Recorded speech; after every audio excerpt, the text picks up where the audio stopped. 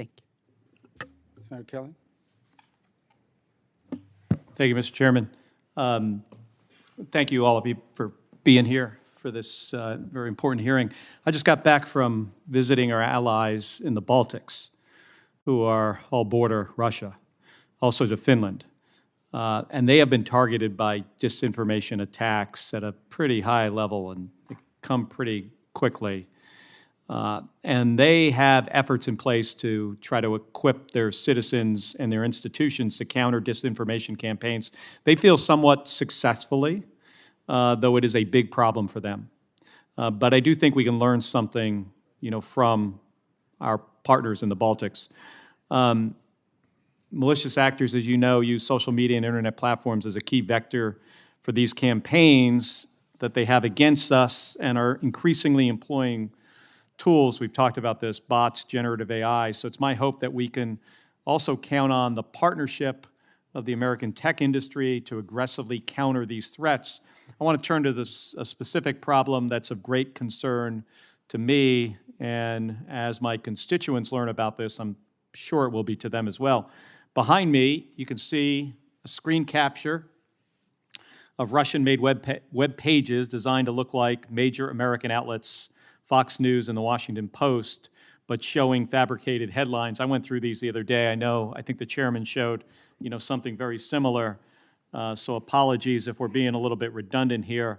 But these pages were created by Russian cyber operatives to distribute Russian messages by co-opting the brand of a real news website that Americans trust, both Fox News and the Washington Post, but there are others as well. And these are really well done. I mean, it would be hard, unless you were looking specifically at the URL and noticed that something was not exactly right, where there was no .com, there was .pm or something else at the end, you wouldn't otherwise know, and you would think this is a legitimate news source. They've also spoofed the official NATO website as well. And they use these sites to push messages that cast doubt on Russian atrocities that we know are real. They lie about NATO suppressing peaceful protests.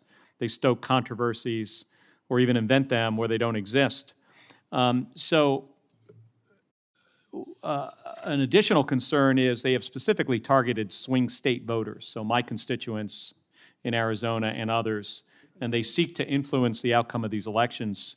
And this is absolutely beyond the pale. We've got to do something about it. So I'm curious from each of you, and I have about 2 minutes here, just what are you doing about it? And specifically with these websites, if we were to go and look for them now, have they been taken down? As the Fox News website, the Washington Post, is there a way to, let's say we start with you, Mr. Walker, if we search on Google and try to find this through a Google search engine or search for the Washington Post, could we navigate from your website to these fake websites? So we're obviously concerned about the larger problem. I haven't searched for these specific sites, but I can tell you we've launched tools called About This Image and About This Result, which tells you the first time we saw an image appear on the internet. So in many cases, disinformation may not be AI generated, it may be a repurposed photo. Most of the disinformation we see coming out of Gaza is not AI generated, it's pictures from a different war. So providing that kind of context is valuable. And then just quickly to say that if content is AI generated, increasingly the ability to watermark it or understand its provenance through the C2PA cross-industry group that I mentioned before will help all of us do a better job of identifying and removing this kind of content. But once you find the content and you know it is fake, at that point, can you take action to make sure that your customers cannot navigate to that conflict or to that content? The search context is somewhat different than other contexts where we're hosting information. So let's say YouTube, which would be our hosted content example here. If something is demonstrably false and harmful, we will remove it, in addition to all of our other policies. And that's been consistent for many years. We also have a general manipulated media policy, whether it's AI manipulation or you may remember the cheap fakes that went around some time ago, which were just slowing down videos to make a politician look as though they were intoxicated. We will remove that kind of content, yes. You said if it's false or harmful. How about if it's just them co-opting somebody else's website like Fox News or Washington Post? I'd go back to Brad's earlier comments with regard to the notion of trademark infringement, copyright infringement. As we get complaints about that, we will remove that content, yes. All right, thank you.